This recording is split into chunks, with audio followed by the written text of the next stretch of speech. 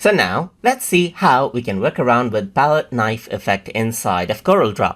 So in order to work around with the palette knife effect, first of all, you need to go around onto the file menu and then go ahead and import out an image that you want to apply the effect to.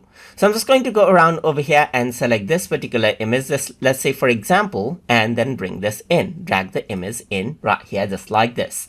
So now in order to go ahead and apply the palette knife effect onto this, I'm going to go around under effects and then I'm going to go around under art stroke right here. And here you can see that palette knife is an option. So if I were to go around and click right here, then what happens is that you get the palette knife effect right here just like this. You can change around the blade size right here just like this as well. So you can decrease the size out or increase the size just like this as well. So apart from that, you can also go around and change around the soft edge size right here. So you can make it much more softer or make it much more harsh as well. So apart from that, you can also go around and change around the angle right here just like this as well. So you can go around and click and drag around and change around the angle of the palette knife just like this as well. You can also go ahead and change around the degree right here just like this as well.